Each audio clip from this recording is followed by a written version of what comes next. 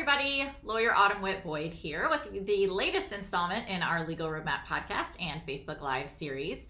This is just for course creators this week. We are going to be talking all about how you can grow your reach, expand who is seeing and learning about your course beyond your own circle of influence, beyond your own social media, your own email list.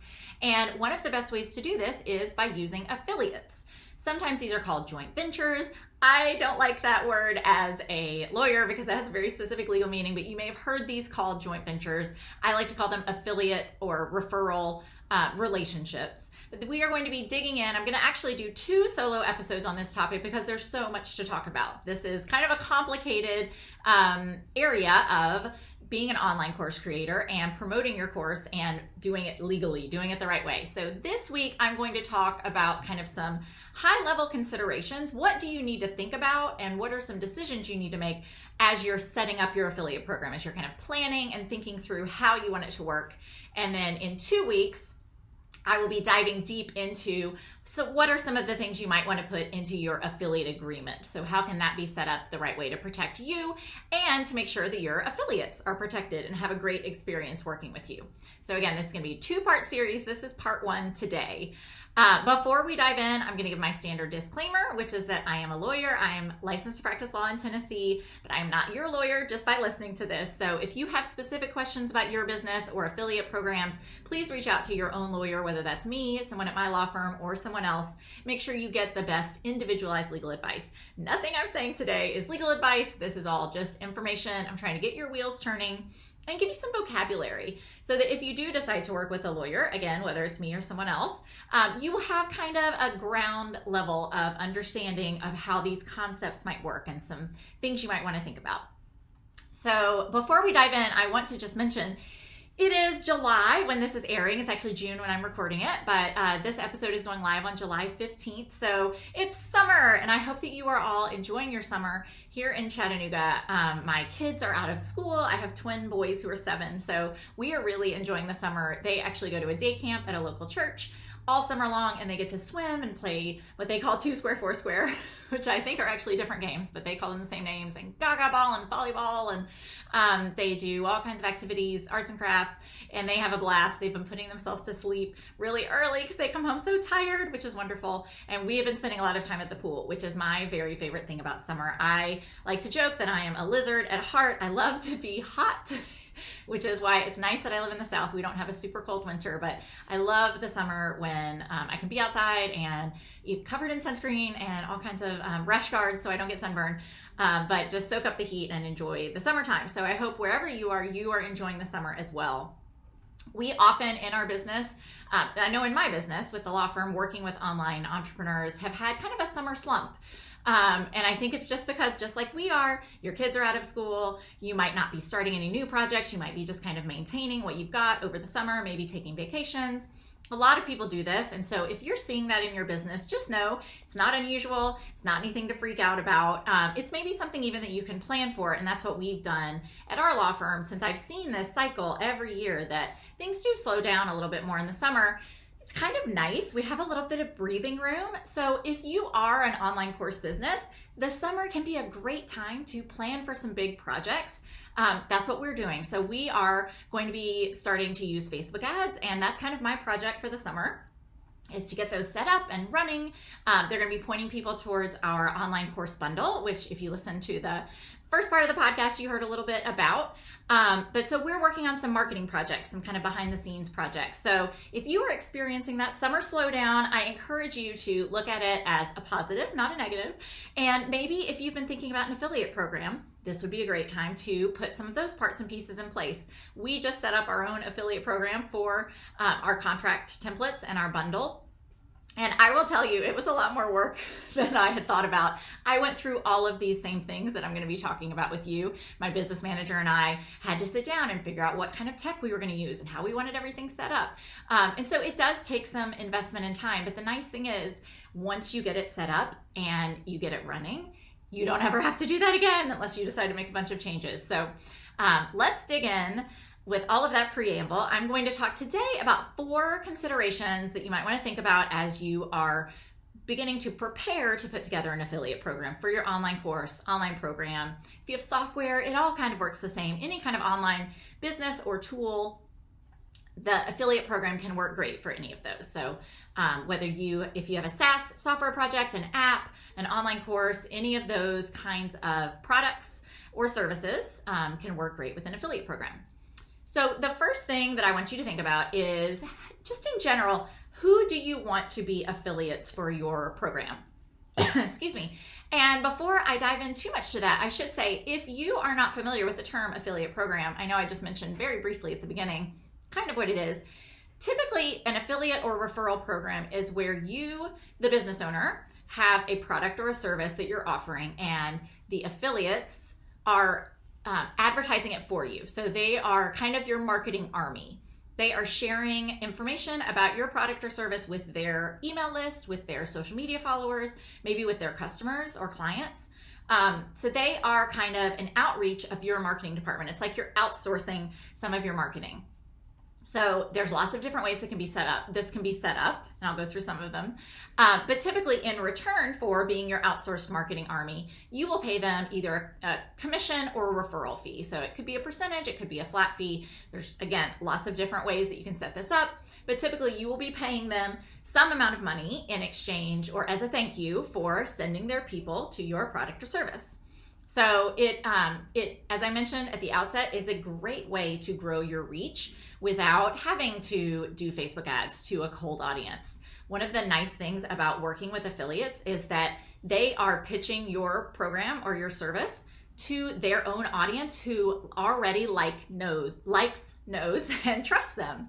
So they are pitching to a very warm audience. So it is often, if there's a good match between the affiliate's audience and your product or service, if it makes sense for them to purchase it, it can be a very easy sell for them. Often the best affiliates might offer a complimentary product or service. So let's say, I offer legal services and contract templates. As we're putting together our affiliate program, something I'm thinking about is, what are the first steps that someone takes before they're ready for legal? So for example, with an online course creator, maybe they take a program, or they go through a course that helps them put together their online course or helps them put together a group program. So they may go through Amy Porterfield's Digital Course Academy, or they may go through Marie Forleo's B School. I'm trying to think through who are good people that are kind of one or two steps before where someone would be ready to purchase my product or service, because then it becomes kind of the next logical step.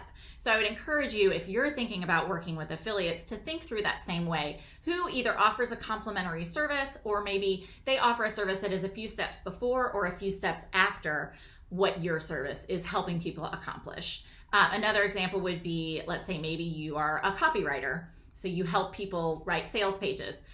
It might be similar. You might be wanting to find people who have just put together an online program and they are ready to sell it and they need help selling it. So it might be a very similar affiliate group that would make sense for you. So think through that. That's just kind of an overview of what an affiliate marketing program is and how that might make sense in your business. So again, this first topic that I wanted to talk about is, think about who you want to be your affiliates, and whether you are going to just kind of open it up to the world and say anyone is welcome to apply to be an affiliate, or anyone can just sign up to be an affiliate. Some companies will just pretty much accept anyone to be an affiliate. Or do you want it to be by invitation only? Do you want it to be a little more exclusive so that you have more control over who your affiliates are? And there are pros and cons to both approaches.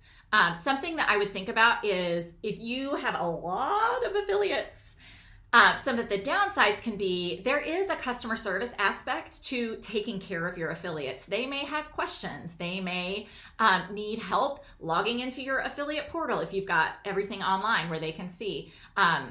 You are going to have to maybe be sending them customized graphics, or providing them with a custom webinar, or doing some training or a Q&A. If you are really high touch with your affiliates, obviously the more affiliates you have, the more high touch you're going to have to be with more people. So that just kind of multiplies the amount of work involved in having an affiliate program. The other thing to think about is if you're having a lot of affiliates, there can be more competition among the affiliates. So this, again, can be a good or a bad thing. I think we all know if you're in the online world, when it's B-School launch time in January, February, typically, it seems like that's all we hear about. That is, all of our favorite people are talking about it. Marie is being interviewed left and right on all of the podcasts we listen to. If you are following some of these leaders in this industry, you are getting tons of Facebook ads all about B-School and people's bonuses. So there can be a lot of competition, which can make it tough for your affiliates, honestly, to stand out if it's a crowded marketplace. And I think Marie actually has been pretty selective with the number of affiliates that she allows, even though in the launch season, it feels like a lot. She does have, I don't think it's invitation only, I think you can apply, but she does pretty tightly control the number of affiliates that she allows to be part of her program. And kind of leading off that same point, there is the possibility that you can kind of oversaturate the market with affiliates. And I have seen this happen for a lot of people who are affiliates with some of the software programs that we use in our online businesses, ConvertKit or some of the website hosts or MailChimp. They advertise on tons of podcasts. And typically, at least if you're a newer podcaster, they don't actually pay for you to, they don't pay you for ad space, but they will have a referral relationship. So if you are talking about them on your podcast, you will share a particular referral link that you send people to. And if they sign up, you get a referral fee from that. But if let's say I listen to a lot of business podcasts, which I do, I may hear 12 different people talk about MailChimp in a single week. And I may hear 12 different referral codes. And the chances that I'm going to remember one of those and actually go sign up is pretty slim because they have kind of saturated the market. And so it makes it hard for any one affiliate to actually get a sale when the market is so saturated. So those are some pros and cons of how many affiliates do you want to have? Do you want to have a large group or do you want to have a smaller group? I will say for something like a software service that has a very large pool of potential customers, it makes a lot more sense to have a very large number of affiliates because they can spread their message far and wide, and they have the capacity as a software service to serve a very large number of customers. If you are offering maybe a group program or a course that has a smaller capacity, I would encourage you to think carefully about how many affiliates you want to have, just to make sure that you can support them well and that you are not accidentally, I know we all think this would be a great problem, but accidentally going to have a huge number of people sign up for your course that maybe you're not prepared for. So pros and cons of a large versus a small number. I know it sounds like I want you to have a small number. I don't think it's always the answer, but just wanted to alert you to some of the issues that could pop up there. So think about what is going to be your process for telling people about your affiliate program and how they can actually apply or be invited to come participate. That was number one.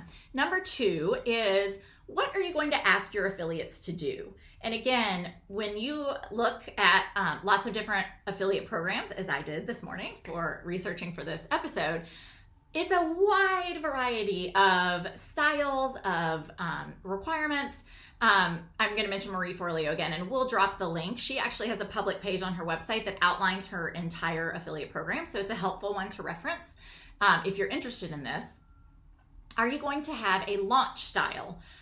Where you have just one, maybe it's a couple of weeks or a month, where you are really doing a huge marketing plan, a big marketing push. Maybe you're doing some webinars, maybe you're doing a lot of guest appearances in other people's audiences.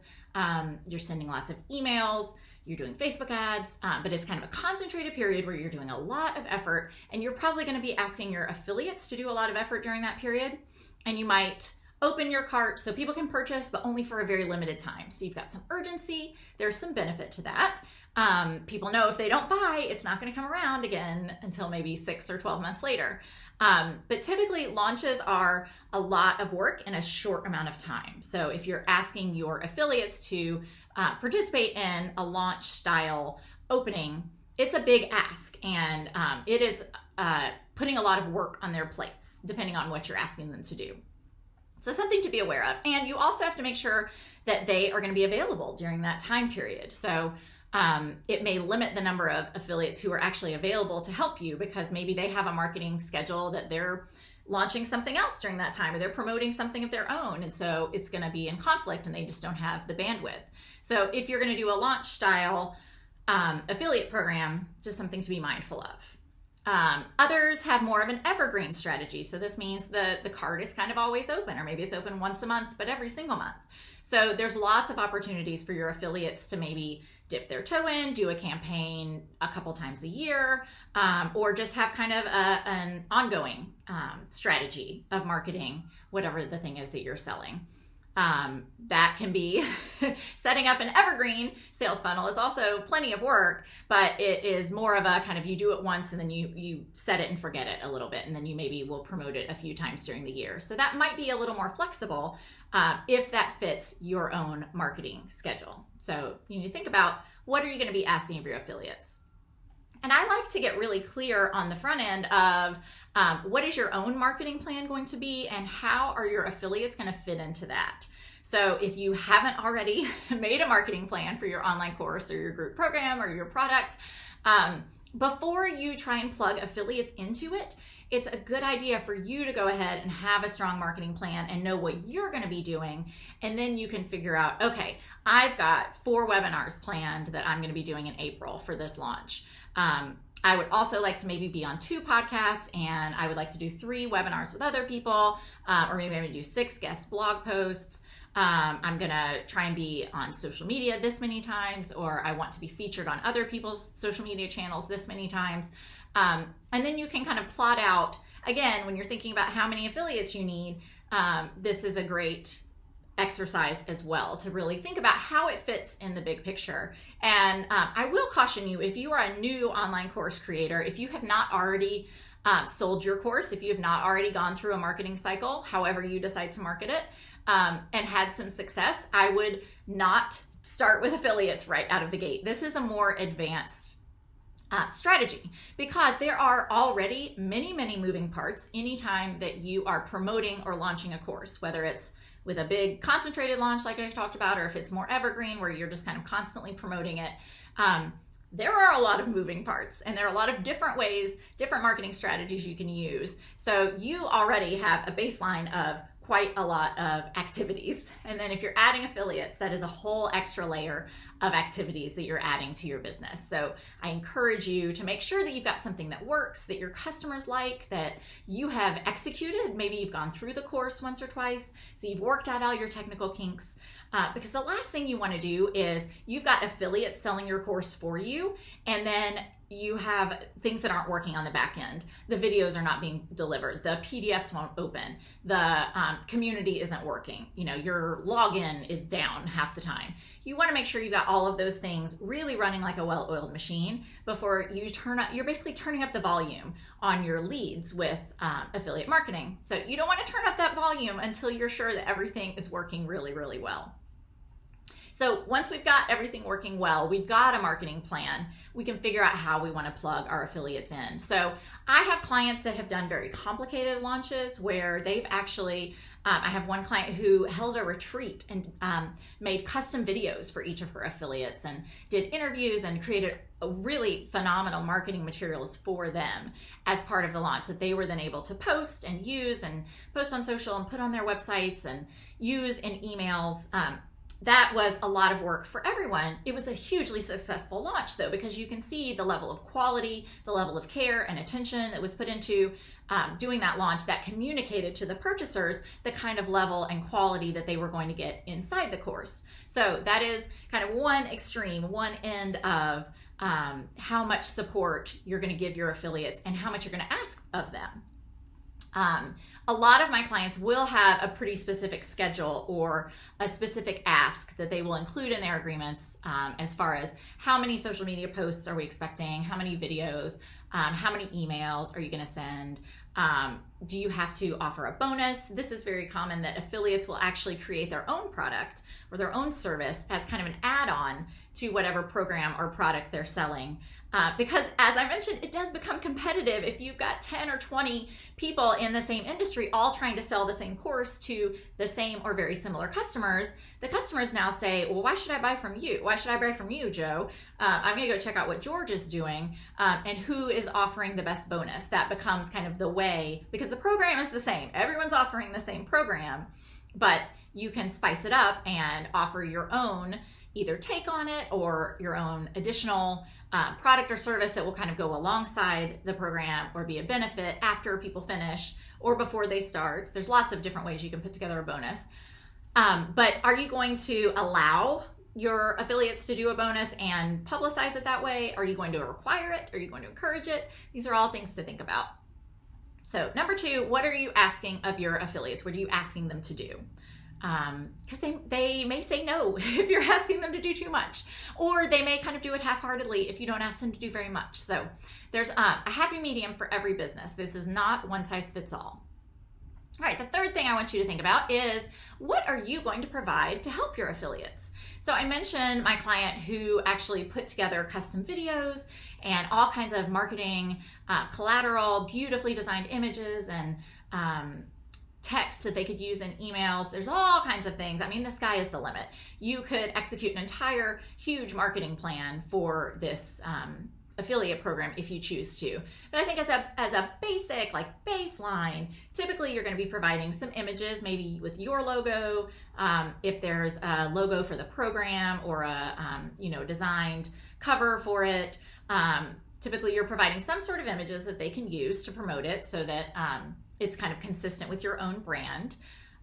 Some other things that you might supply would be customer testimonials. So again, since, as I recommend, this is not going to be your first rodeo, you will have hopefully gone through this program or sold this product or service before. You will have some feedback from your customers that you can share with your affiliates as social proof, as people saying, hi, I'm a real person. I went through this program. These are the results I got. It was great. That's really, really powerful marketing. So if you're able to provide some testimonials, that can be really helpful.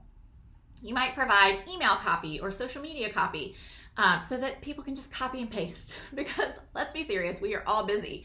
And maybe the really, really large online business owners have the time and energy and staff to put together a whole marketing plan for an affiliate launch, but most of us don't, and most of your affiliates will not. So the more you can provide, and maybe you ask them, please don't use this verbatim, so that the customers are not seeing the exact same text. But if you can provide some basics, and then maybe they can tweak it a little bit to their brand or their voice, but copy text is hugely, hugely helpful for social media, for emails, for a website, for a sales page. Think about anywhere that you need words. If you can provide that, that's really, really helpful. I mentioned you may provide videos, whether they're your own videos, could be customer testimonial videos. It could be some training videos. It could be maybe a sample from the course or a sample from your program so that people can see this is what it would be like if you're going through. Again, the sky's the limit. You can provide as much or as little as you choose. These are just some ideas to think through. You can offer to do a custom webinar or training with your affiliates people. And you can even customize that. Let's say if I had a client that was really focused on knitting and crafting, I might do a custom webinar or training that's focused on handmade products. And so it's going to be a little different than the training that I would do for another client who is a copywriter training other copywriters, or a client that's in the health and wellness industry. So that's a really valuable service that you can provide to your affiliates that will help them sell your program. So webinars or a Q&A session, any kind of training or something like that where you're actually getting in there with their audience is really helpful. And again, I mentioned you may want to actually provide a marketing plan or a calendar that just helps them, execute whatever plan that you have for marketing your course or your program. All right, the last thing I want to talk about, number 4, is how and when are you going to pay people? So this is a little bit tricky, but frankly, it's just a decision and you can always change it later. So typically you're either going to give your affiliates a percentage of the sales price, or you're going to pay them a flat fee. So example, for every course I sell, I'll give you $50, or you may say I'll give you 30% of every course or program that I sell. This is typically a little bit different if you have a membership or a community where people are paying a fee every single month. Typically, we see in the online industry, affiliate referral fees can be really high, as high as 50% or even higher sometimes, which when you think about it, that is a lot of money going out the door. That is a big expense, to be paying 50 cents out on every dollar that comes in.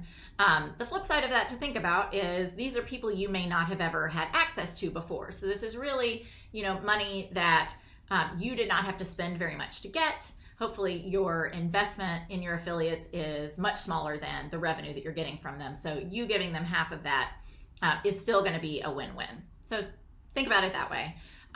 Typically with memberships, because it is a recurring revenue stream, you're going to see a lower affiliate commission, closer to 15 to 30% is pretty standard. Again, because it's not just a one-time payment, this is an income stream that you can kind of rely on that's a bit more predictable. Although, of course, as we know, people can quit and they can decide they don't want to continue anymore in a membership or a community. So it's not necessarily forever.